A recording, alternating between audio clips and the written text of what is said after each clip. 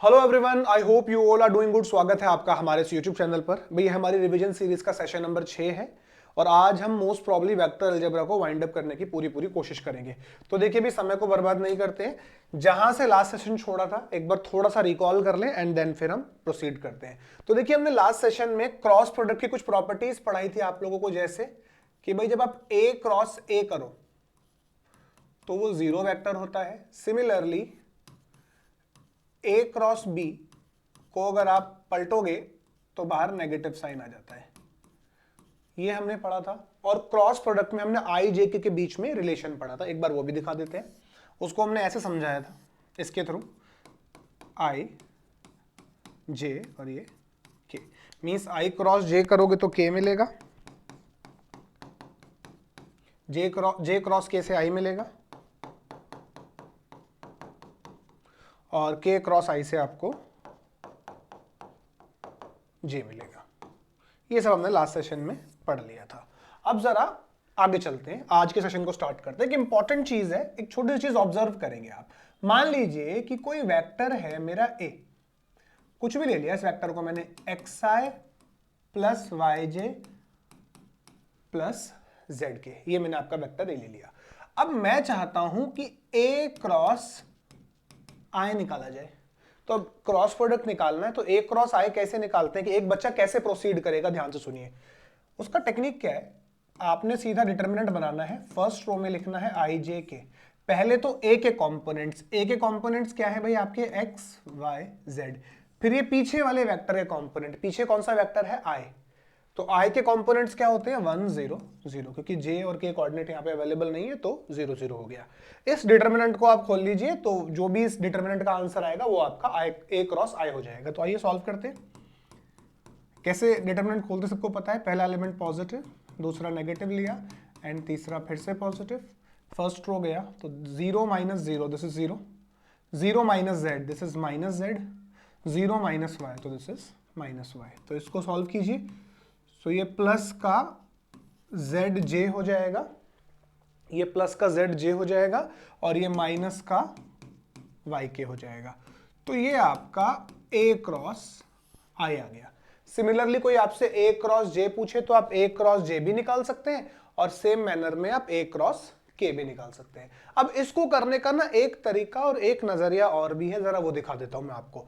आप जैसे मान लीजिए हमें ए क्रॉस आई निकालना था, तो ए का वैल्यू मुझे पता है x i plus y j plus z के, इसका क्रॉस निकालना है हमें आई के साथ। तो क्रॉस प्रोडक्ट कीजिए, सीधा आप ब्रैकेट ओपन कीजिए। तो देखिए जरा ध्यान से, तो जब आपने आई को अंदर भेजा तो यहां से आएगा आई क्रॉस आई, और आप लोगों को पता है सेम वेक्टर का सेम पे क्रॉस लो तो वो जीरो वेक्टर आता है। सो आई क्रॉस आई करोगे तो जीरो वेक्टर, तो वो तो वैनिश हो गया। तो आई क्रॉस जे का तो कोई सेंस नहीं है, लिखने की जरूरत नहीं है। अगला आएगा जे क्रॉस आई, इसके हेल्प से जे क्रॉस आई उल्टे डायरेक्शन में के देगा, तो जे क्रॉस आई से उल्टे डायरेक्शन में के मिलेगा।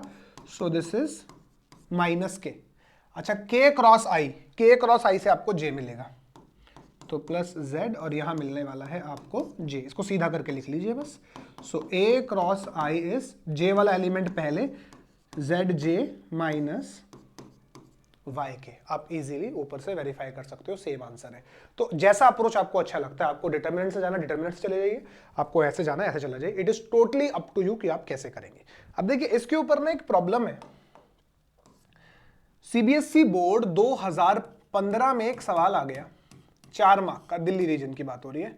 लोगों की हवाइयां उड़ गई इस क्वेश्चन देख के कि if vector r is x i plus y j plus z के, तो आपसे कहता है find the value of r cross i dot r cross j plus x y. ये प्रॉब्लम है, आप इसको ट्राई कीजिएगा, खुद से हो जाएगा बहुत आराम से, कोई समस्या वाली बात नहीं। आइए मैं एक बार थोड़ा सा डिस्कस कर दूं। पहले तो आप आर क्रॉस आई निकालेंगे, अभी बताया मैंने आपको कैसे निकालते हैं। फिर आप आर क्रॉस जे निकालेंगे, निकाल लीजिएगा। फिर आर क्रॉस आई का डॉट प्रोडक्ट करेंगे आर क्रॉस जे के साथ, हो जाएगा डॉट प्रोडक्ट। एंड देन उसमें आप एक्स वाई जोड़ देंगे। तो इस क्वेश्चन को ट्राई कीजिएगा और जो भी इसका आंसर आएगा कमेंट सेक्शन में लिख दीजिएगा, नहीं भी लिखना है तो आप अपने लेवल पे कर लीजिएगा। तो आसान और अच्छा क्वेश्चन है। कई बार बच्चे क्वेश्चन को देख के घबरा जाते हैं, जो कि घबराने की जरूरत नहीं है, तो इसको ट्राई कीजिएगा। ठीक है भाई, आगे बढ़ते, स्क्रीनशॉट ले लीजिए इस क्वेश्चन का सो दैट कि आप इसको कर पाए। आगे बढ़ते हैं भाई। अब बड़ी ना इंपॉर्टेंट चीज पढ़ा रहा हूं भाई, इस चीज के ऊपर इस चैप्टर में इससे पहले बात नहीं हुई, तो आज करने जा रहे हैं। तो बहुत इंपॉर्टेंट चीज है। सो हम बोल रहे हैं टू वेक्टर्स आर पैरेलल या कॉलिनियर कह दो। पॉइंट्स के केस में कॉलिनियर बोला जाता है, वेक्टर्स के केस में पैरेलल बोल देते हैं, ठीक है ना। So two vectors are parallel और collinear, both are same if and only if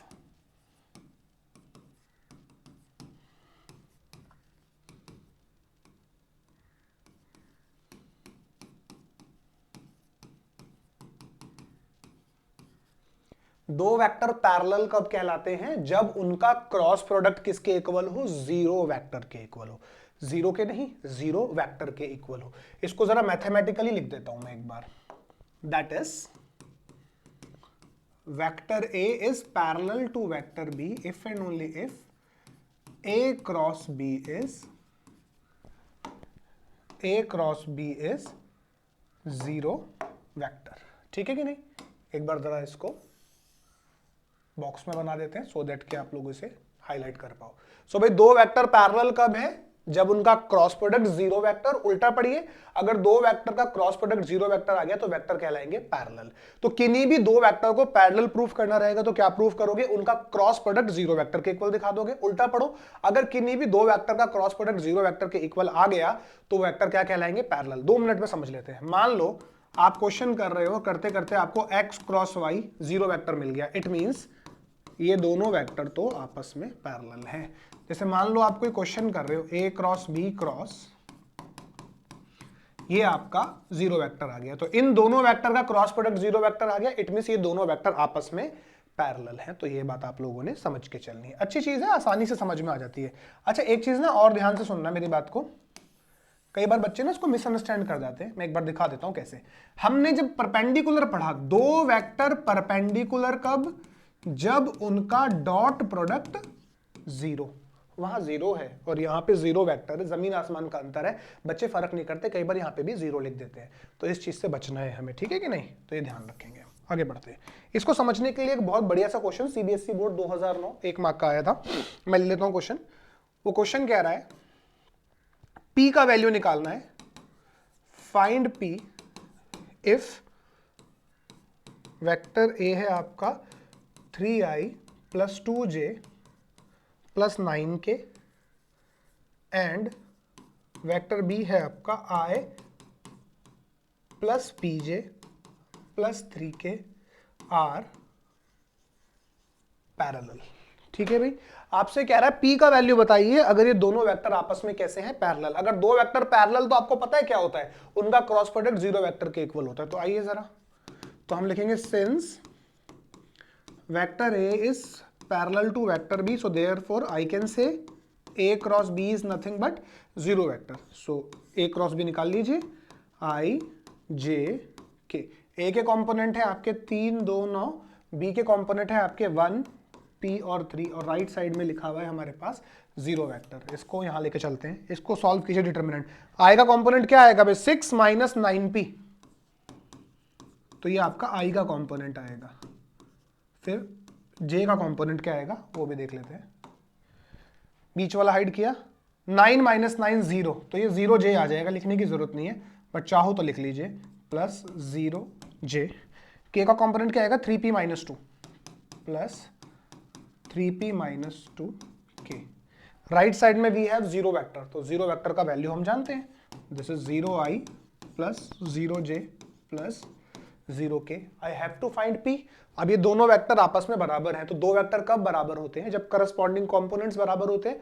तो किसी भी कंपोनेंट को इक्वेट कर लो, तो आप इसको 0 से इक्वेट कर लो या इसको 0 से इक्वेट कर लो। सो मैं इसको कर दे रहा हूं, सो 3P minus 2 is 0, so hence P is 2/3। So P आ गया आपका 2/3। बढ़िया सवाल है, 1 मार्क के लिए, बहुत इंटरेस्टिंग चीज है, आराम से टैकल किया जा सकता है, तो कर लीजिएगा भाई इसको।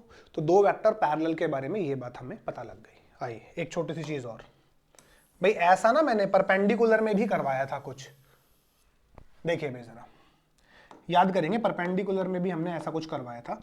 तो एक नोट है, note for all of you. क्या नोट है? एग्जामिनर कह रहा है write a vector which is parallel to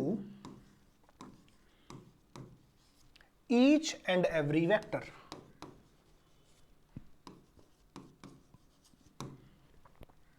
एक ऐसा वेक्टर लिखिए जो हर एक वेक्टर पे पैरेलल है। तो पैरेलल का कंडीशन पता होना चाहिए। 2 वेक्टर कब पैरेलल? जब उनका क्रॉस प्रोडक्ट 0 वेक्टर होता है। तो ऐसा कौन सा वेक्टर है जिसका क्रॉस सभी के साथ 0 वेक्टर देगा? तो आंसर इज 0 वेक्टर, या ऐसे लिख देते हैं। So 0 vector is the only vector which is parallel to each and every vector. बात समझ में आ रही है? ऐसा ही एक क्वेश्चन हमने परपेंडिकुलर में भी कराया था, इफ यू रिमेंबर। अगर याद नहीं है तो फिर आगे जाके पीछे लेक्चर्स में जाके देख लीजिएगा। मैंने बताया था ना कि write a vector which is perpendicular to each and every vector, तो 0 वेक्टर। तो 0 वेक्टर हर वेक्टर पे परपेंडिकुलर भी है, 0 वेक्टर हर वेक्टर पे पैरेलल भी है। तो यहां से क्या चीज हमें समझने में आती है, आप सोच के देखिए, क्या ऐसा पॉसिबल है? जनरली आप लाइंस के केस में भी देख लो, अगर 2 लाइनें परपेंडिकुलर हो गई तो पैरेलल थोड़ी हो पाएंगी भाई। कैसे हो जाएंगी पैरेलल? अगर 2 लाइनें पैरेलल हो गई तो परपेंडिकुलर थोड़ी हो जाएंगी, आप देख सकते हैं। बट फिर भी अगर ऐसा हो रहा है तो क्या है इसका मतलब? तो यहां से एक बड़े कमाल का नोट आ रहा है, ध्यान से सुनिएगा जरा, बड़ी इंपॉर्टेंट चीज है ये। क्या है? 0 vector is the only vector which is both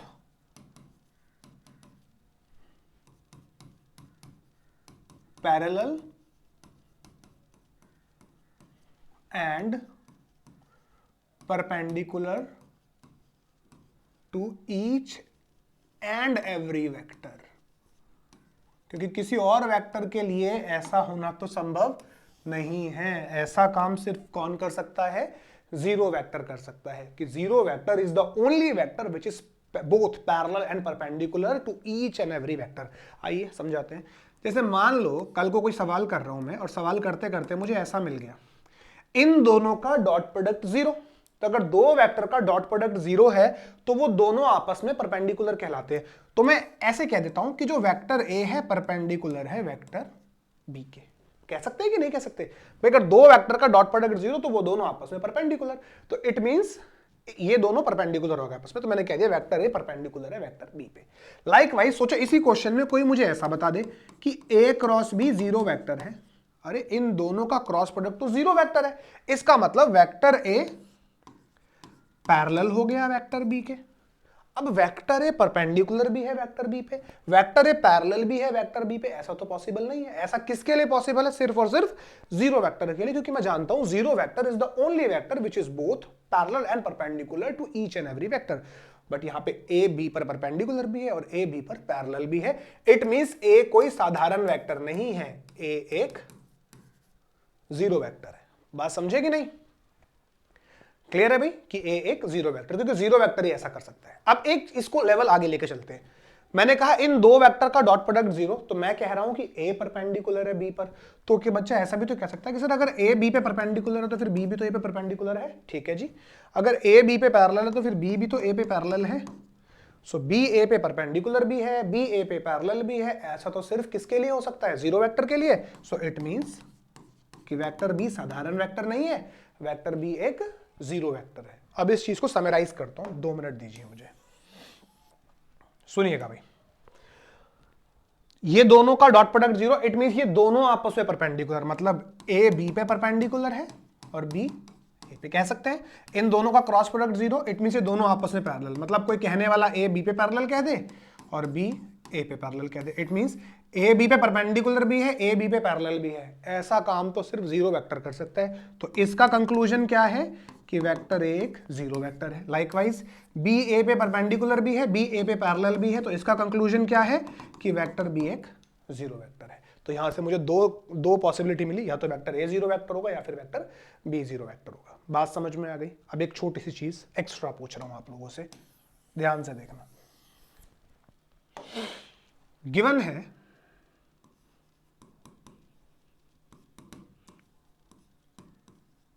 A dot B zero,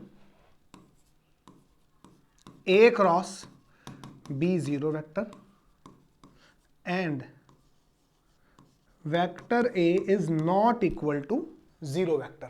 इन तीन कंडीशन को मिला के क्या मिलेगा सोच के देखते हैं।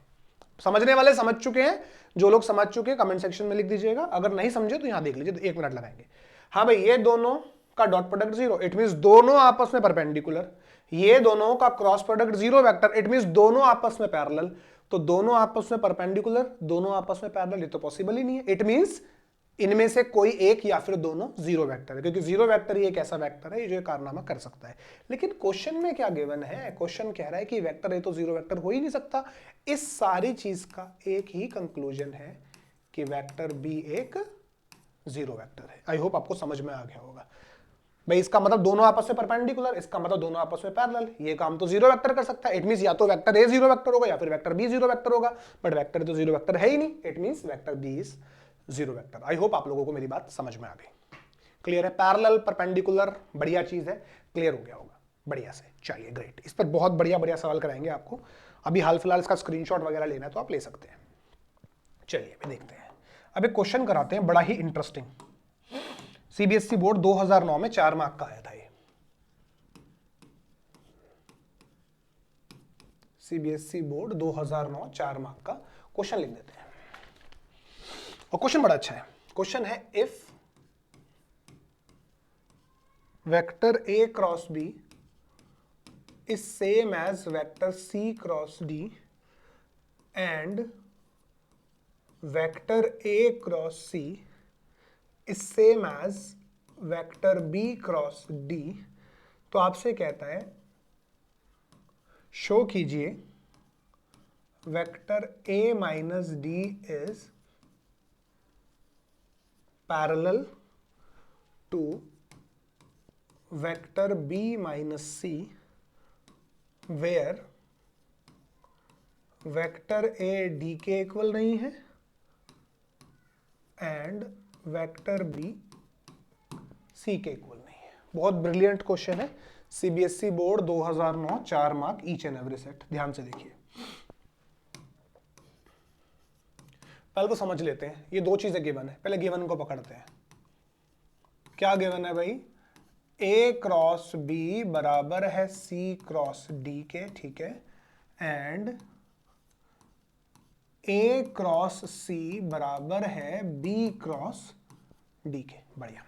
आपको क्या प्रूफ करना है? ए माइनस डी को पैरेलल दिखाना है बी माइनस सी के, वेयर ये दो कंडीशन दे रखी है। अमूमन बच्चे इन कंडीशंस को देखते नहीं है, लोग कह देते हैं ना बेकार है, से नहीं देखना। बड़े काम की चीज है, पढ़ लेते, क्या दिक्कत है। कह रहा है ए डी के बराबर नहीं होना चाहिए, ठीक है। सोचो अगर ए डी के बराबर हुआ तो क्या हुआ? अगर ये दोनों बराबर हो गए तो ये चीज तो कट के जीरो वेक्टर हो जाएगी ना भाई। और जीरो वेक्टर तो हर किसी पे पैरेलल होता है, अभी पढ़ा है हमने, zero vector is parallel to each and every vector. तो फिर प्रूफ करने के लिए क्या रह जाएगा? अगर ये जीरो ही हो गया तो फिर प्रूफ करने के लिए क्या रह जाएगा? सिमिलरली अगर b बराबर c हो गया तो फिर ये जीरो वेक्टर हो जाएगा। अगर ये जीरो वेक्टर हो गया तो जीरो वेक्टर तो सब पे पैरेलल होता है, फिर प्रूफ करने के लिए क्या रह जाएगा? इसीलिए वो जनरल बात कह रहा है कि ए डी नहीं है और बी सी नहीं है। ठीक है, अच्छी बात है। चलिए आगे बढ़ते हैं, तो प्रूफ करना शुरू करते हैं। जो गिवन है उसे पकड़ो, अब घबराना नहीं है। देखो, जिस बच्चे को पैरेलल का डेफिनेशन नहीं पता उसका ही बेड़ा गर्क होना है, बाकी सब तो कर ही लेंगे। खैर, आपको प्रूफ है करना है कि भाई ये वेक्टर इस वेक्टर के पैरेलल है। तो दो वेक्टर कब पैरेलल होते हैं? जब उनका क्रॉस प्रोडक्ट जीरो वेक्टर होता है। तो क्रॉस प्रोडक्ट निकालते हैं इनका। आइए, now I am going to find vector A minus D cross vector B minus C. अब आपको ए बी सी डी पता होता तो माइनस माइनस करके डिटर्मिनेंट वाले फॉर्मूले से मैं निकाल लेता, बट वो तो पता नहीं है। तो ब्रैकेट खोलिए, आइए खोलते हैं ब्रैकेट। पहला आया A cross B minus A cross C minus D cross B plus B cross C. I hope ठीक है। अब ए क्रॉस बी इक्वल है सी क्रॉस डी के, लिखो ए क्रॉस सी इक्वल है बी क्रॉस डी के, लिखो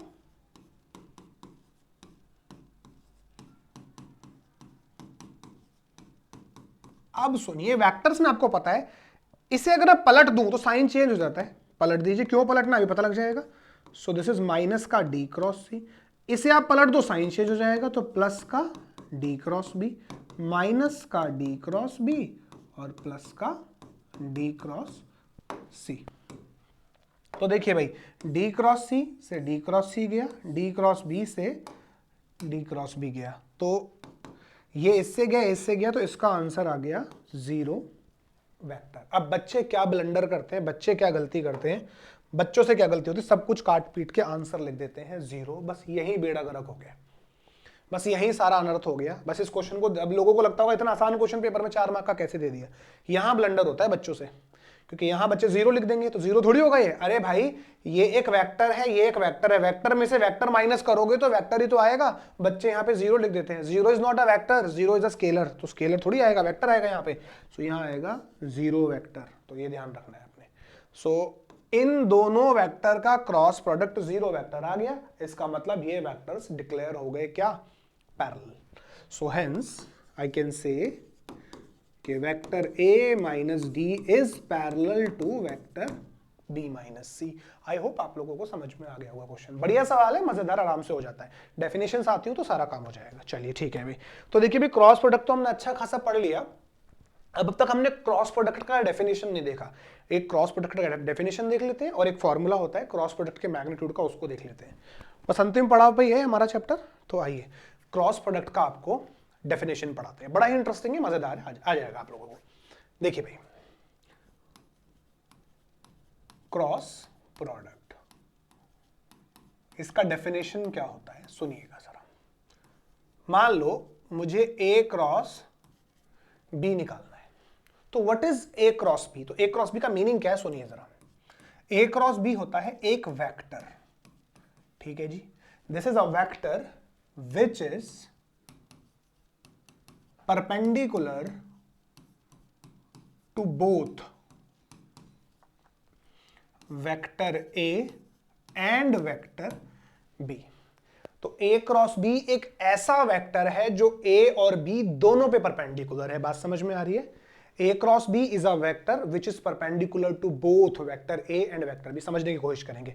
मान लीजिए कि ये आपका वेक्टर A है, ये आपका वेक्टर बी है, तो एक मुझे इनका क्रॉस निकालना है। तो एक ऐसा वेक्टर जो इन दोनों पे परपेंडिकुलर हो, वो वेक्टर कहलाएगा मेरा ए क्रॉस बी। मान लो कि वो ये वेक्टर है सी, ये वेक्टर है सी। तो सी पे क्या कंडीशन है, सी बी पर भी परपेंडिकुलर है और सी ए पर भी परपेंडिकुलर है। तो इस वेक्टर को बोलेंगे ए क्रॉस बी। तो ए क्रॉस बी क्या है, एक ऐसा वेक्टर जो ए पर भी परपेंडिकुलर हो और बी पर भी परपेंडिकुलर हो। लेकिन ऐसा एक नहीं, ऐसे दो वेक्टर एग्जिस्ट करते हैं। कैसे, एक तो ऊपर की डायरेक्शन में और एक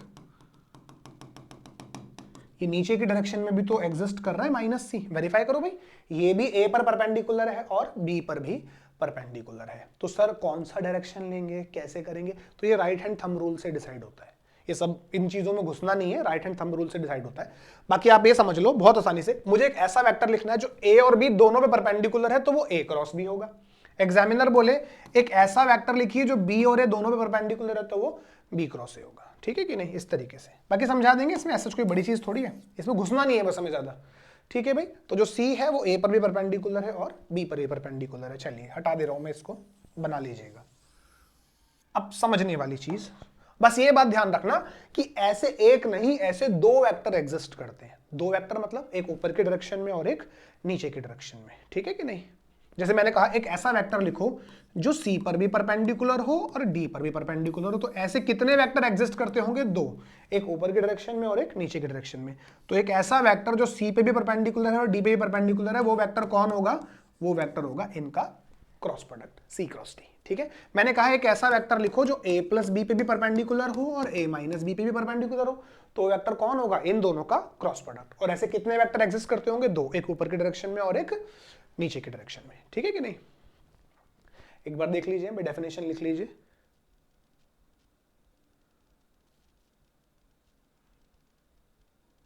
परफेक्ट है भाई।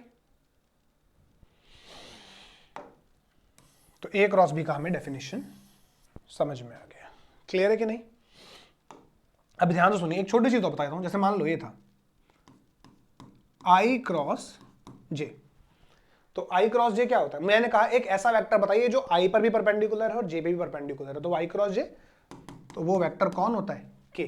तो के देख लो, के आई पर भी परपेंडिकुलर और के जे पे भी परपेंडिकुलर है। इस तरीके से चीजें काम करती हैं, ठीक है। और याद रखना हमेशा ऐसे दो वेक्टर एग्जिस्ट करते हैं। आई होप आप लोगों को डेफिनेशन क्लियर होगी। अब इसके ऊपर एक क्वेश्चन कराते हैं बहुत बढ़िया सा। अभी 2023 बोर्ड्स में भी आया था, एक मिनट पे देख लूं मैंने लिखा हुआ है नहीं, तो मुझे बोर्ड पे लिखना पड़ेगा।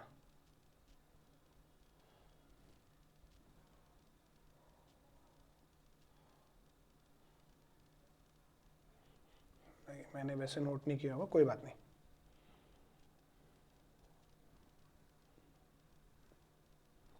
कोई बात नहीं, मैं लिख देता हूं। देखिए भाई, तो क्रॉस प्रोडक्ट का डेफिनेशन सभी लोगों को आ गया, a vector which is perpendicular to both vector A and vector B, ठीक है। अब ये क्वेश्चन कराते हैं, आपकी बुक का सॉल्व्ड एग्जांपल भी है और अभी 2023 बोर्ड दिल्ली में आया हुआ है ये क्वेश्चन। क्वेश्चन मैं लिख दे रहा हूं, फटाफट से ध्यान से सुनिएगा, बड़ा ही इंटरेस्टिंग है भाई। क्वेश्चन है आपका, ये 2023 बोर्ड्स में आया दिल्ली रीजन में, 3 मार्क का। वेक्टर ए है आपका आई प्लस जे प्लस के, एंड वेक्टर बी है हमारा आई प्लस 2j प्लस 3k। तो कहता है find a unit vector perpendicular to both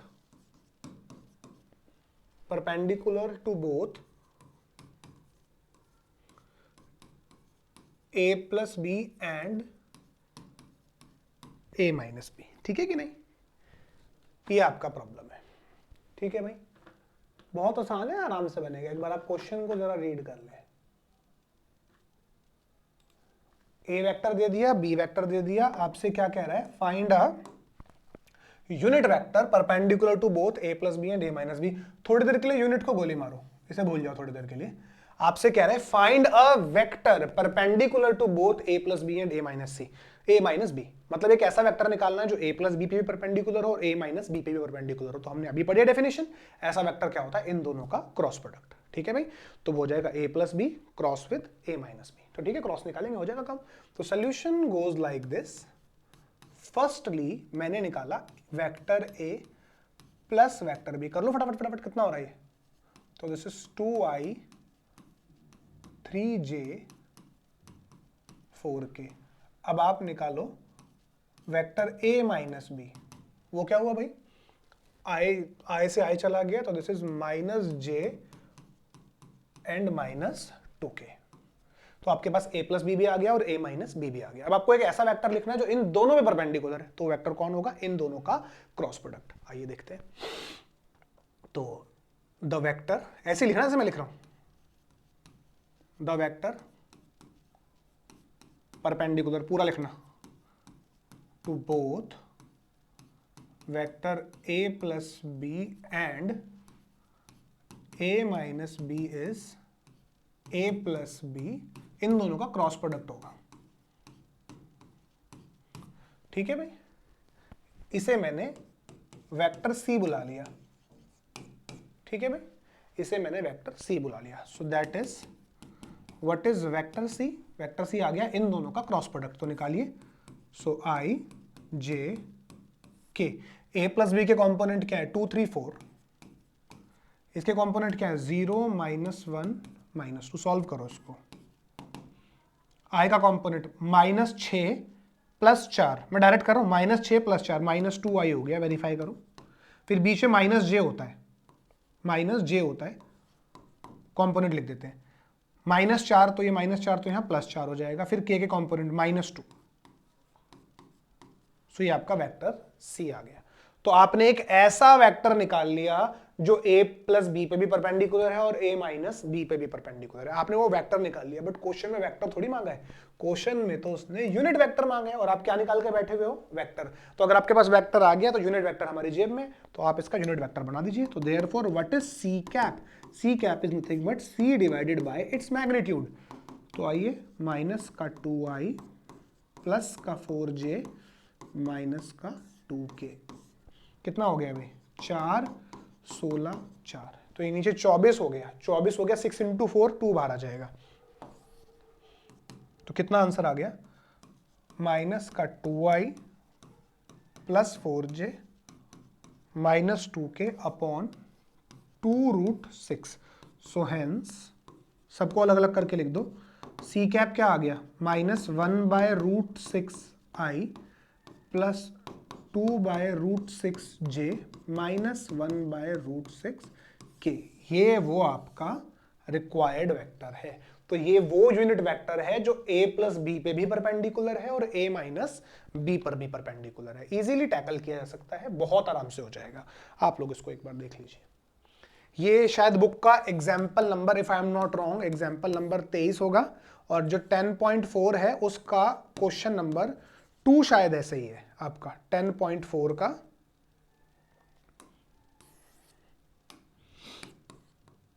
question number 2 शायद ऐसा ही है, तो आप उसको ट्राई कर लीजिएगा, बढ़िया से हो जाएगा। आई होप आप लोगों को यहां तक समझ में आया होगा। कोई दिक्कत नहीं है इसके अंदर, सब इजीली टैकल हो जाता है। कोई दिक्कत है तो बताइए। परफेक्ट, आगे चलते हैं। तो भाई बस अब तो खत्म ही है लगभग, बस अब आइए क्रॉस प्रोडक्ट का एक फॉर्मूला पढ़ाना है आप लोगों को और हो गया काम। तो देखिए भाई, हम डॉट प्रोडक्ट के अंदर ये पढ़ कर आए हैं, अब कंबाइन चलाऊंगा सारी चीजें। डॉट प्रोडक्ट का फॉर्मूला क्या था? a magnitude b magnitude cos theta. ऐसे ही क्रॉस प्रोडक्ट के लिए भी एक फॉर्मूला होता है, बट वो a क्रॉस b के लिए नहीं होता, वो a क्रॉस b के मैग्नीट्यूड के लिए होता है। ठीक है, a क्रॉस b के मैग्नीट्यूड के लिए होता है, याद रखना। क्या फॉर्मूला है वो? a magnitude b magnitude sine theta, ये फॉर्मूला है। और यहां पे थीटा क्या है? Theta is angle between vector a and b। तो ये a क्रॉस b के मैग्नीट्यूड के लिए हमारे पास फॉर्मूला होता है। तो ध्यान से देखना, ये a डॉट b और ये a क्रॉस b मैग्नीट्यूड। ठीक है जी, आइए कुछ प्रॉब्लम्स कराते हैं आपको इसके ऊपर, बढ़िया बढ़िया। देखिए भाई, ये भी 2023 में 1 मार्कर था, पता नहीं 2 मार्कर था, बट ये क्वेश्चन बुक का ही सवाल है। क्वेश्चन है कि a और b दो वेक्टर है सच दैट a का जो मैग्नीट्यूड है वो 3 है, b का मैग्नीट्यूड 2/3 है, और कह रहा है a cross b is a unit vector. a cross b एक यूनिट वेक्टर है। तो कहता है फाइंड कीजिए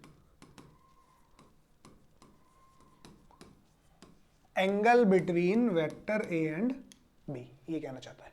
तो आइए जरा, सॉल्यूशन गोज लाइक दिस। भाई क्योंकि a क्रॉस b एक यूनिट वेक्टर है, तो आप लोगों को पता है कि a क्रॉस b का जो मैग्नीट्यूड होगा वो 1 हो जाएगा।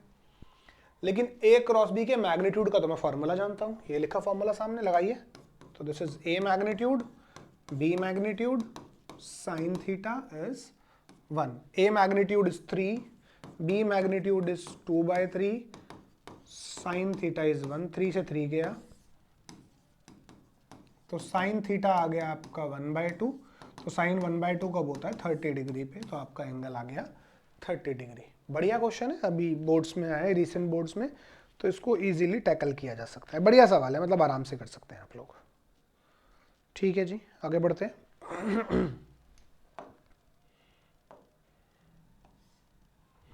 चलिए भैया, कुछ ना मिक्स क्वेश्चंस देखते हैं, बढ़िया बढ़िया सवाल हैं, कुछ बड़े इंपॉर्टेंट, एक बार उनकी तरफ आगे बढ़ते हैं। अभी चैप्टर भी खत्म है, मतलब क्वेश्चंस ही क्वेश्चंस करने हैं हमें।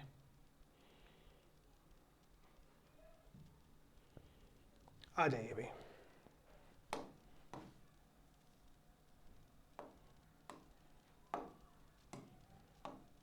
39th ये वाला क्वेश्चन देखिए, आपका एनसीईआरटी एग्जाम्पलर का प्रॉब्लम है।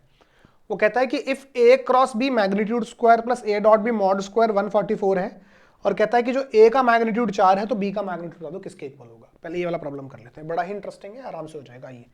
तो solution goes like this, A cross B magnitude square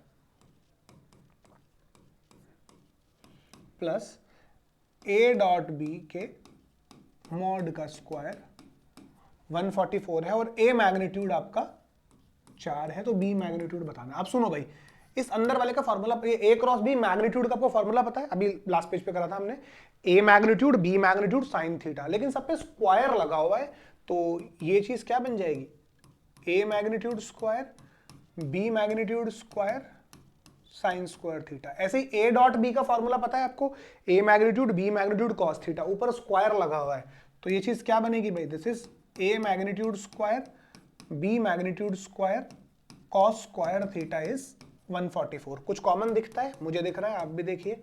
so A magnitude square B magnitude square common आ गया, अंदर क्या रह गया, sine square theta plus cos square theta, and right side में वी हैव 144। ये चीज तो 1 हो गई, आप चेक कर लो, और ए मैग्नीट्यूड का वैल्यू 4 है, तो ये 4 का स्क्वायर हो गया 16 times B magnitude square into 1 is 144। तो यहां से बी मैग्नीट्यूड स्क्वायर 16 डिवाइडेड है का तो 9 आ गया, तो यहां से बी मैग्नीट्यूड का वैल्यू आ गया आपका कितना, 3, प्लस माइनस 3 मत लिख देना, प्लस माइनस 3 थोड़ी आएगा, मैग्नीट्यूड है ऑलवेज पॉजिटिव आता है। इस तरीके से टैकल हो जाएगा, बढ़िया सवाल है। ऐसे ऊपर वाला देखिए, कहता है इसका वैल्यू निकालिए, तो निकला हुआ है ना, देखो ना, ये तो रहा, ये आप ट्राई कीजिए, देखो इसको, इसका फॉर्मूला पता है मुझे, स्क्वायर लगा हुआ है, तो ये हो गया आपका A magnitude square B magnitude square sine square theta. A dot B का फॉर्मूला पता है, स्क्वायर लगा हुआ है ऊपर, so A magnitude square B magnitude square cos square theta. कुछ कॉमन दिखता है, हाँ जी दिखता है, A magnitude square B magnitude square, अंदर क्या आ गया, sine square theta plus cos square theta, ये तो 1 हो गया, तो इस एक्सप्रेशन की वैल्यू ये आ गई। तो आप आंसर में लिख सकते हो इस एक्सप्रेशन का वैल्यू क्या आएगा, इसका value A magnitude square B magnitude square. ठीक है भाई, इस तरीके से टैकल हो जाएगा। और लाइकवाइज यहाँ से बी मैग्नीट्यूड कितना आ रहा है मेरा, 3। तो ये बढ़िया सवाल है, आराम से टैकल किया जा सकता है। और देखते हैं भाई, ये प्रॉब्लम अगर मैं आपको दिखाऊं, तो अभी मैंने एक सिंगल प्रॉब्लम का वीडियो बनाया है, तो ये मैंने उसमें डिस्कस किया है, अभी 1 जनवरी को डाला है ये वीडियो, एक सिंगल प्रॉब्लम है, 8-10 मिनट का प्रॉब्लम है, तो आप देख लीजिएगा, आराम से टैकल हो जाएगा, कराया है ये प्रॉब्लम, ये आपको मिल जाएगा यूट्यूब पे वीडियो, वैसे खुद से भी ट्राई कर सकते हैं, हो जाएगा। So this page is done. आगे बढ़ते हैं, फिर इसको भी उसमें होमवर्क दिया था, ये भी आप लोगों को उसमें मैंने होमवर्क दिया था, उसी वीडियो के अंदर है, आप लोग देख लीजिएगा। ये एनसीईआरटी एग्जाम्पलर के क्वेश्चन है, तो आप आराम से टैकल कर लेना। सो ये भी डन है मेरे एंड से, आगे चलते हैं।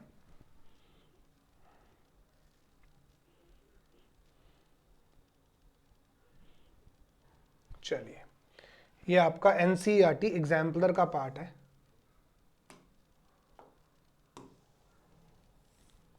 एक एक क्वेश्चन को मैं आराम से ले लेता हूं।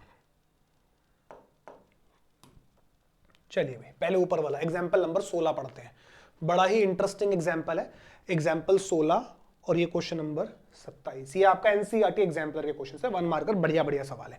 आइए शुरू करते हैं। तो पहले मैं एग्जाम्पल 16 ही पकड़ लेता हूं। कहता है ए मैग्नीट्यूड 3 है, 8 है, बी मैग्नीट्यूड 3 है, ए क्रॉस बी का मैग्नीट्यूड 12 है, तो ए डॉट बी बताना है। ऐसे ये नीचे वाला, पहले नीचे वाला 27 वाला लेते हैं, पहले 27th करते हैं पहले, ठीक है ना। ए मैग्नीट्यूड 10 है, बी मैग्नीट्यूड 2 है, और ए डॉट बी 12 है, तो आपसे कहता है ए क्रॉस बी का मैग्नीट्यूड निकालो। ठीक है, एक बार थोड़ा मंथन कर लेते हैं, मुझे ये चाहिए, मुझे क्या निकालना है, ए क्रॉस बी का मैग्नीट्यूड। ये किसके इक्वल होता है भाई, ये होता है आपका A magnitude B magnitude sine theta के इक्वल। तो नोटिस करिए, ए मैग्नीट्यूड गिवन है, बी मैग्नीट्यूड गिवन है, क्या नहीं गिवन, साइन थीटा नहीं गिवन, या फिर थीटा नहीं गिवन। तो या तो कहीं से थीटा ढूंढ के लाओ, या फिर कहीं से साइन थीटा ढूंढ के लाओ, आ जाएगा। तो वो कहां से मिलेगा, वो हमें यहां से मिल जाएगा। तो आइए, solution goes like this, this is question number 27। So हमें गिवन है A magnitude 10, B magnitude 2 and A dot B is 12। A dot B का तो फॉर्मूला पता है, A magnitude B magnitude cos theta is 12। तो ये 10 हो गया, ये 2 हो गया और ये कॉस थीटा हो गया एंड राइट साइड में आ गया 12, तो ये 20। सो कॉस थीटा हो गया 12/20, तो काट दो इसे 4 के टेबल से। सो कॉस थीटा हो गया आपका 3/5। अब मजे की बात यह है कि कॉस का वैल्यू 3/5 कब होता है ये हमें नहीं पता। मैं सोचो अगर यहाँ पे हाफ आ रहा होता तो आप थीटा को 60 बोल देते और वहां पे मैं साइन 60 लिखता, काम हो जाता। लेकिन अब थोड़ी ये वैल्यू नोन है हमें, तो क्या करें, अपने पास ये कॉस थीटा लिखा है बट अपने को रिक्वायरमेंट है साइन थीटा की। तो 10th क्लास याद करो, if we have cos theta then easily हम साइन थीटा फाइंड कर सकते हैं। तो साइन थीटा क्या हो गया आपका, √1 माइनस कॉस का स्क्वायर 9/25, तो 16/25, तो 4/5 आ गया साइन थीटा। सो मेरे ख्याल से इसके बाद आप डायरेक्टली यहां मूव कर सकते हो। So therefore A cross B magnitude क्या हो गया, A magnitude B magnitude sine theta. A magnitude आपको पता है कितना है 10, बी मैग्नीट्यूड 2 है और साइन थीटा आपका 4/5 है। तो वैल्यूज पुट कीजिए, आपका आंसर आ जाएगा। ये मैं निकाले देता हूं 10, 2 और अगला है आपका 4/5, तो ये 2 आ गया। तो ए क्रॉस बी मैग्नीट्यूड आपका 16 आ गया। तो इस तरीके से टैकल कर सकते हैं। मैंने ये एग्जाम्पल किया है, आप ये कर लीजिएगा, उससे सिमिलर है भाई। ये 8 है, ये 3 है, ए क्रॉस बी मैग्नीट्यूड, इसका फॉर्मूला पता है आपको। इसका फॉर्मूला होता है A magnitude B magnitude sine theta, right side में 12 है। ए का वैल्यू रखिए 8, बी का वैल्यू रखिए 3, साइन थीटा इज 12, ये 24 हो गया। तो साइन थीटा 12/24 हाफ हो गया, तो यहां से थीटा नोन हो गया आपको 30 डिग्री। अब आपको ए डॉट बी निकालना है, तो ए डॉट बी का फॉर्मूला क्या होता है, A magnitude B magnitude cos theta, और थीटा आप जानते हो थीटा 30 है, तो कॉस 30 √3/2 हो जाएगा। एंड सिमिलरली आप इस तरीके से आंसर ले सकते हो। अब देखो जैसे यहाँ पे एक नॉन एंगल आ गया था आपका हाफ, तो आपको पता लग गया कि 30 डिग्री पे होता है। अगर नॉन टर्म नहीं आती, ऐसा कुछ आता, तो फिर वो 10th क्लास का ट्रिग्नोमेट्री को इस्तेमाल करके आप इसको टैकल कर सकते थे, आराम से हो जाएगा, ऐसा कोई दिक्कत नहीं है। परफेक्ट है भाई, आगे बढ़ते हैं।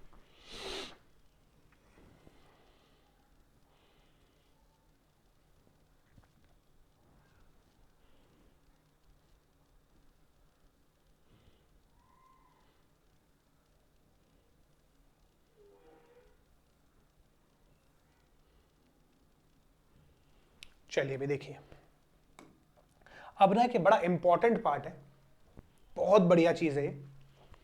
तो मतलब एग्जाम में बहुत सारे प्रॉब्लम्स बनते रहते हैं इसके ऊपर, तो इस चीज को ध्यान से देखना, मजेदार चीज है। तो देखिए जब हमने पढ़ा दो वेक्टर परपेंडिकुलर, तो दो वेक्टर कब परपेंडिकुलर, जब उनका डॉट प्रोडक्ट 0 होता है, ठीक है ना, दो वेक्टर तब परपेंडिकुलर। और ऐसे मैंने आपको पैरेलल के बारे में बताया, दो वेक्टर कब पैरेलल, जब उनका क्रॉस प्रोडक्ट 0 वेक्टर होता है। लेकिन पैरेलल के लिए ना बहुत सारे रिजल्ट है, दुनिया भर के रिजल्ट है पैरेलल के लिए। लेकिन परपेंडिकुलर तो सीधी सी बात है कि डॉट प्रोडक्ट 0 होना चाहिए, लेकिन पैरेलल के लिए दुनिया भर के रिजल्ट है और हर रिजल्ट का अपना एक अलग महत्व है। तो आइए सीखते हैं, बड़ी इंटरेस्टिंग चीज है और दिल खुश हो जाएगा आपको। मैं अपना फेवरेट ही बताऊंगा, टू वेक्टर्स आर पैरेलल या कॉलिनियर इफ, अब वो दो वेक्टर ए और बी हैं, ठीक है ना, मैंने लेट वेट नहीं लिखा, ए और बी है। चलिए पहला ये तो मैंने पढ़ा ही दिया आपको कि ए क्रॉस बी कितना होना चाहिए, 0 वेक्टर। एक तो ये रिजल्ट हुआ, ये तो हमने पढ़ लिया आज की क्लास में। दूसरा रिजल्ट देखिए, ये बड़े काम का रिजल्ट है, बड़ा इंटरेस्टिंग है। दो वेक्टर तब पैरेलल कहलाएंगे जब ऐसा हो, they are obtainable from each other.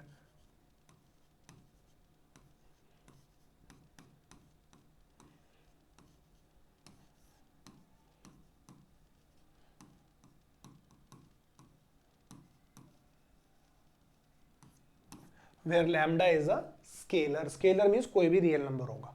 Positive हो, नेगेटिव हो, रूट हो, फ्रैक्शन हो, कोई फर्क नहीं पड़ता, ठीक है। सो ये क्या लिखा है, दो वेक्टर कब पैरेलल कहलाते हैं, if they are obtainable from each other, उन्हें एक दूसरे से ऑब्टेन किया जा सके, मतलब A can be written as something into B, मतलब बी में कुछ मल्टीप्लाई करके ए हासिल किया जा सके, या ए में कुछ मल्टीप्लाई करके बी हासिल किया जा सके। आसान भाषा में they are obtainable from each other, उन्हें एक दूसरे से ऑब्टेन किया जा सके, अगर ऐसा है तो वेक्टर पैरेलल या कॉलिनियर कहलाते हैं। समझ में आ रहा है कि नहीं? मैं एग्जांपल देता हूं। जैसे मान लो एक मेरा वेक्टर है 2i plus 3j plus 4k, और एक मेरा वेक्टर है 3i प्लस 4j, सॉरी मैंने कुछ और बना दिया, जो मुझे बनाना था वो नहीं बनाया।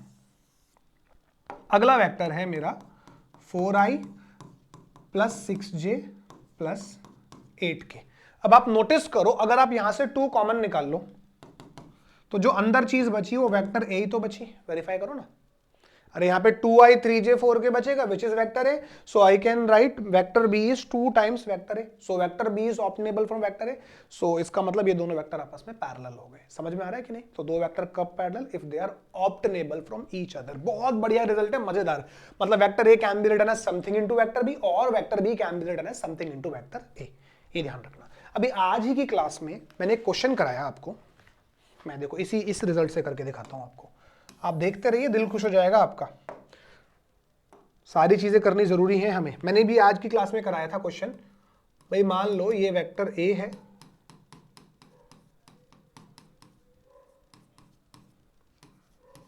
और ये आपका वेक्टर बी है।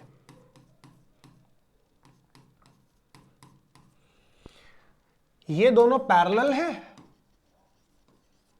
तो आपसे बोलता है फाइंड कर दीजिए पी। अभी तो कराया क्लास के स्टार्टिंग में कि ए क्रॉस बी को 0 वेक्टर रख लेंगे और काम हो जाएगा, और इस डेफिनेशन से कराते हैं। भाई अगर ये दोनों वेक्टर पैरेलल है तो आपको पता है ना क्या होगा, vector A is something into vector B. तो वेक्टर ए कितना है भाई, 3i plus 2j plus 9k, B में लैम्डा मल्टीप्लाई कर दो, so lambda I plus lambda P J plus 3 lambda K. I hope आपको समझ में आ गई बात। अब ये दोनों वेक्टर इक्वल है तो करस्पॉन्डिंग कंपोनेंट्स इक्वल होंगे। आई का कंपोनेंट आई के इक्वल, जे का कंपोनेंट जे के इक्वल। आइए भाई, आई का कंपोनेंट यहाँ पे 3 है और वहां पे आई का कंपोनेंट लैम्डा है, तो लैम्डा की वैल्यू तो 3 आ गई।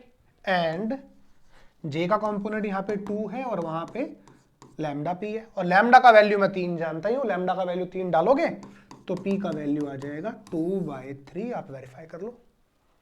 अरे कराया तो था आज, 2/3 आ रहा था, तो आप ऐसे भी टैकल कर सकते हो।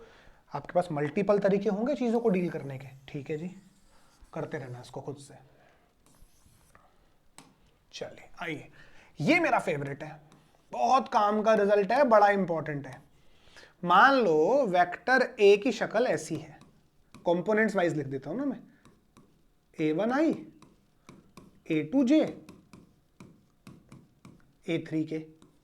वेक्टर बी की शक्ल ऐसी है, ये आपको रैपिड चेक कराएगा, ये कंसेप्ट रैपिड चेक कराएगा वेक्टर पैरेलल है कॉलिनियर, सेकंड्स में चेक करोगे इससे आप। b1i b2j b3k, तो अगर ये दोनों वेक्टर पैरेलल हैं तो क्या होगा, करस्पॉन्डिंग कंपोनेंट्स का रेशो सेम होगा। करस्पॉन्डिंग कंपोनेंट्स का रेशो मतलब दिस बाय दिस, कौन कौन, a1 by b1, this by this, a2 by b2, this by this, a3 by b3, हमेशा सेम होगा अगर दो वेक्टर पैरेलल है। आप कभी भी सेकंडों में चेक कर सकते हो भाई, उनके करस्पॉन्डिंग कंपोनेंट्स का रेशो निकाल लो, अगर वो रेशो सेम आता है तो वेक्टर पैरेलल या कॉलिनियर कहलाएंगे। आइए जरा देखते हैं कैसे। जैसे मान लो एक वेक्टर है 2i plus 3j plus 4k, और एक वेक्टर है माइनस का 6i माइनस का 9j माइनस का 12k। तो हालांकि हम पे ये वाला रिजल्ट भी है चेक करने के लिए, ये वाला रिजल्ट भी है चेक करने के लिए, बट इससे रैपिड रिजल्ट कोई नहीं। आ जाओ भाई, भाई कंपोनेंट डिवाइड करो, सो 2 bye minus 6 minus 1/3, 3 bye minus 9 minus 1/3, 4 bye minus 12 minus 1/3। अरे ये तो तीनों बराबर है, अगर ये तीनों बराबर है तो वेक्टर कैसे हो गए पैरेलल। आइए इसका यूज कराते हैं, इसका यूज कराते हैं भाई। अभी एक क्वेश्चन कराया,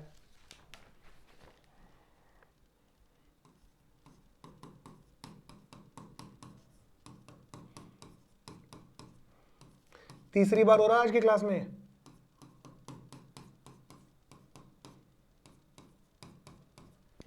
ठीक है भाई, ये दोनों वेक्टर पैरेलल हैं तो P निकालना है।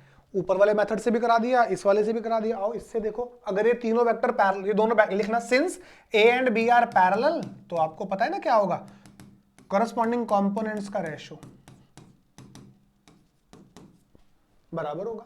आओ भाई इन दोनों को इक्वेट कर लो, तो 3 बराबर 2/p, p उधर 3 इधर, तो p का वैल्यू आ गया 2/3। आपको कहेगा सर ये आसान है, तो जो आपको आसान लगता है वो करो भाई, मल्टीपल तरीके बता दिए हैं आपको, ठीक है, बट हर रिजल्ट का अपना महत्व है, ठीक है ना, याद रखना इसको, बढ़िया चीज है। चलिए और देखिए चौथा, ये भी बहुत काम का रिजल्ट है।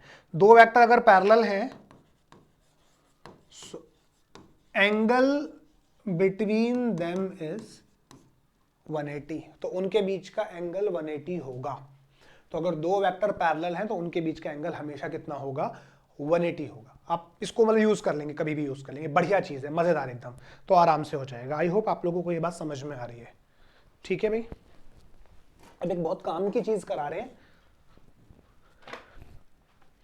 भाई, आधा घंटा लगभग मुझे और लगाना पड़ेगा इस चैप्टर पे, आधे घंटे का एक सेशन और रखना पड़ेगा मुझे, क्योंकि उससे ही पूरा ही समाप्त हो जाएगा, कुछ भी नहीं बचेगा। भाई देखिए कोशिश हमारी ऐसी है कि कुछ ना छोड़ा जाए। देखो चालू तरीके से तो काम करना नहीं है, हर चीज करनी है कवर। और भाई पेपर का पैटर्न ऐसा आता है, एग्जामिनर पेपर ऐसा बना रहा है कि आप ये नहीं कह सकते कि ये चैप्टर इतने मार्क्स का आएगा, ये चैप्टर इतने मार्क्स का आएगा, ठीक है कि नहीं। तो मतलब अभी इस बार अभी जो सीबीएसई ने दिल्ली गवर्नमेंट स्कूल्स का प्री बोर्ड एग्जाम लिया, उसके अंदर वेक्टर 3D मिला के 14 मार्क का था, बट उसका जो डिजाइन उन्होंने ऐसा किया, इस तरीके का डिजाइन करा कि अगर बच्चा सिर्फ वेक्टर पे फोकस करे ना तो 11 मार्क का उसको वेक्टर पढ़ रहा था। सिमिलरली अगर बच्चा सिर्फ 3D पे फोकस करे तो 11 मार्क का उसको 3D पढ़ रहा था। अब कोई कहेगा सर 14 मार्क का तो वेक्टर 3D मिला के अकेला वेक्टर 11 मार्क का कैसे? वो ऐसे कि एक एक मार्क के क्वेश्चन हो गए, 2 मार्क के हो गए, लेकिन जो 3 का और 5 का था उसमें चॉइस छोड़ दी उसने वेक्टर में और 3D में।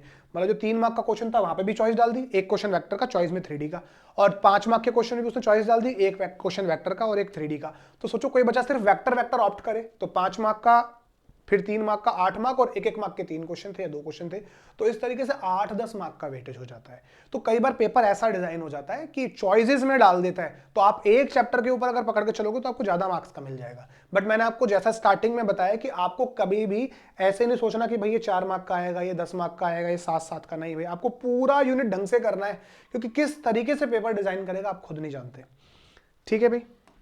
तो बढ़िया से करेंगे। चलिए एक छोटी सी चीज बता दे रहा हूं, आगे बढ़ेंगे फिर। देखिए भाई बड़ी इंटरेस्टिंग चीज है, मैं क्वेश्चन लिख लेता हूं क्योंकि क्वेश्चन कई बार गलत लिख लिया जाता है मुझसे, तो मैं इसलिए एक बार देख के ठीक क्वेश्चन लिख लेता हूं। मैंने 3 पॉइंट्स लिखे,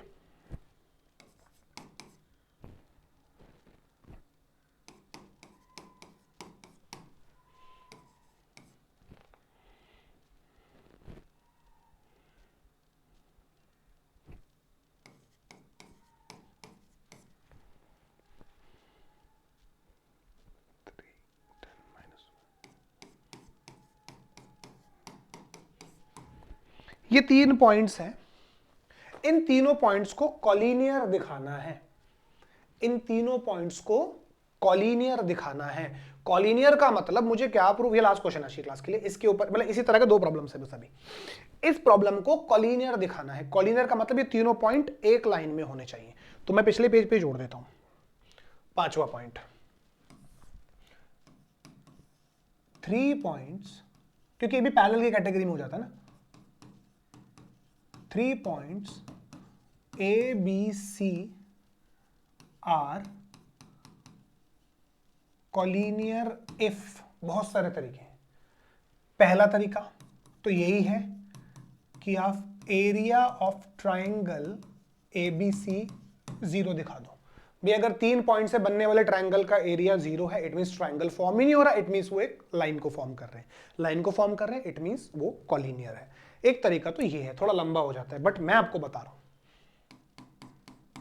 पहले विजुअली प्रूफ दिखाऊंगा फिर लिखवाऊंगा। आइए इन 3 पॉइंट्स को कॉलिनियर दिखाना है। वैसे बच्चे ऐसे भी करते हैं, AB magnitude BC magnitude equal आ जाए AC मैग्नीट्यूड के, या फिर किन्हीं 2 का सम तीसरे के बराबर, बट कई बार ये बहुत हैसल वाला काम हो जाता है। मैं आपको बढ़िया टेक्निक बताता हूं, आ जाओ। आप क्या करो, पहले वेक्टर ए बी निकाल लो।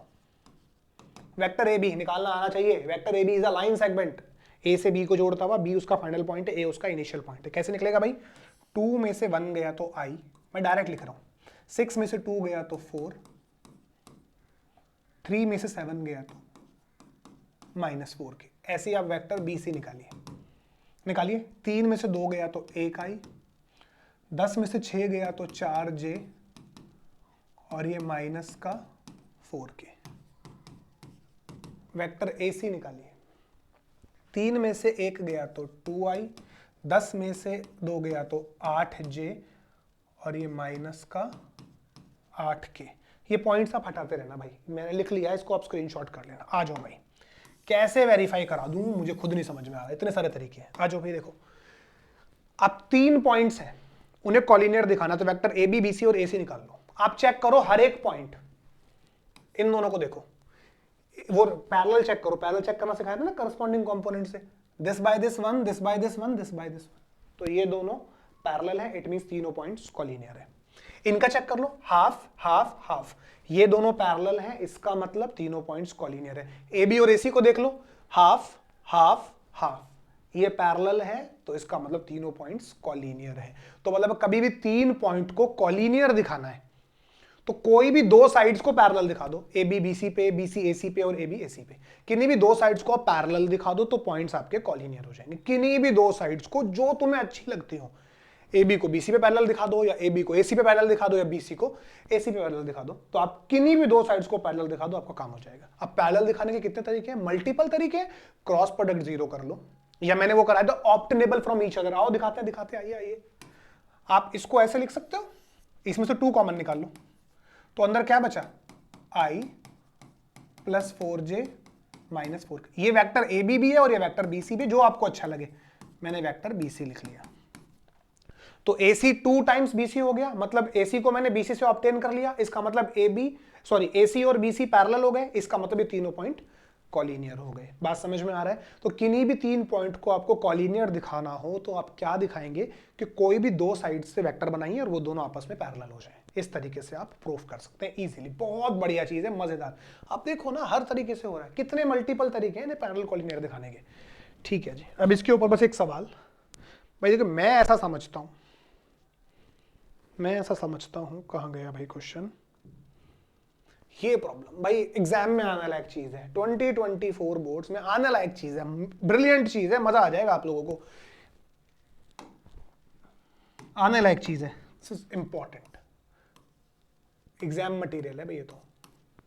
पढ़िए जरा, if the points this this and this are collinear, ये तीनों पॉइंट कॉलिनियर हैं, तो कहता है एम बता दो। चलिए बता देते हैं।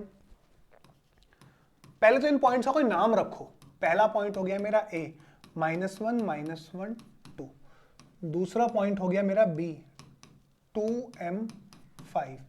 तीसरा पॉइंट हो गया मेरा सी, 3 11 6। आपको पता है ये तीनों पॉइंट कॉलिनियर हैं। अगर ये तीनों पॉइंट कॉलिनियर है तो आपको पता है ना कि कोई भी 2 साइड्स पैरेलल हो जाएंगी, ए बी बी सी पे, बी सी ए सी पे और ए बी ए सी पे। कोई भी 2 साइड जो मुझे अच्छे लगेंगे मैं लूंगा। ठीक है, तो एक तो मुझे m निकालना है, तो देखो भाई m, पहले वेक्टर ए बी निकाल लेता हूं मैं। वेक्टर ए बी सबको निकालना आता है भाई, 2 - -1i प्लस, या चलो डायरेक्ट लिख देते हैं, इतना थोड़ी खेल करना है,